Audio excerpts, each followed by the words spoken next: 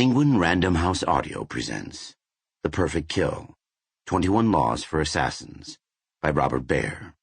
Read for you by Keith Szarabajka. Prologue. I never gave assassination a lot of thought until the morning two buttoned-down FBI agents flashed me their credentials, dryly read me my rights, then even more dryly informed me I was under investigation for the attempted murder of Saddam Hussein.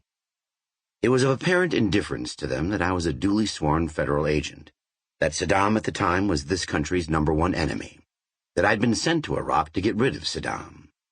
The way I looked at it, it was pretty much a blank check. Things didn't lighten up any when halfway into my interview, one of the FBI agents let it drop that the Department of Justice might consider further charging me with a capital crime.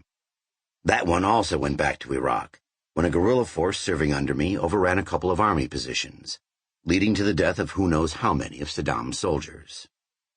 I thought about asking the FBI agents to explain the difference between assassination and aiding a resistance movement organized to depose a sworn enemy. Aren't they both meant to end up in the same place, the death of the enemy? But I knew I wouldn't get an answer. I also knew my employer wasn't going to be much help either. Before I left for Iraq, I'd asked my boss at the CIA for a definition of assassination. He paused a beat and said, "It's a bullet with a man's name on it." What did that mean? I asked myself. It wasn't as if I hadn't been around political murder. The CIA had sent me to Beirut in the mid-'80s to track the most notorious assassin of modern times. I stopped at pretty much nothing trying to put the man out of business, but only managed to get away with my own life.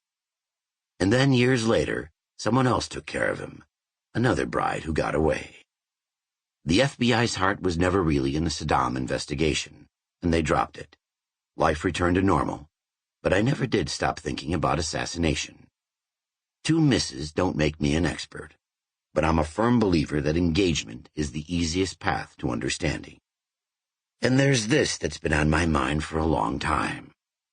Dostoevsky said we can know everything we need to know about a society by taking a look inside its prisons.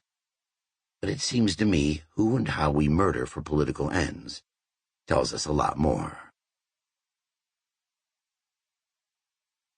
Introduction.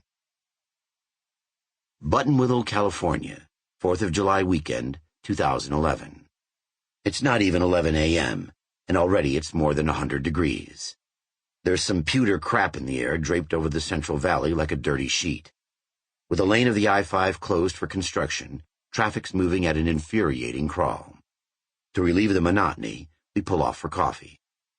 While my wife and daughter order at Starbucks, I drive across the street to the Valero station. Waiting for a pump to free up, I check my cell phone to find a text message from a British journalist in Lebanon. "Congrats. You just featured on Al-Manar during Nasrallah's speech defending the indictments." I stare at my phone as if somehow the words are going to rearrange themselves so I don't figure into them. Getting mentioned in any context on Hezbollah's TV station is never a good thing, but featured on it can only spell some special doom. Until Al-Qaeda, Hezbollah had more American blood on its hands than anyone outside traditional war.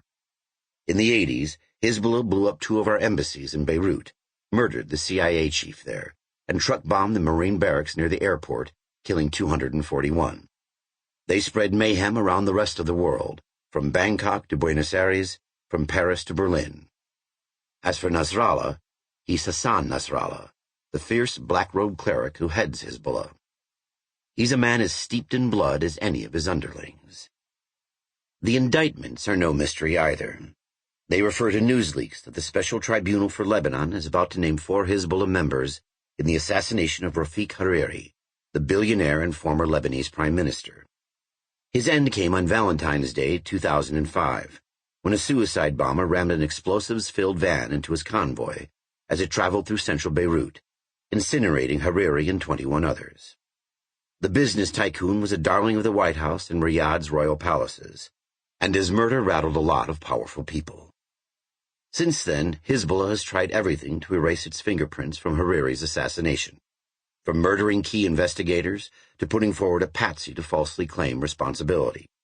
So forget what the journalist just texted me. Sample complete.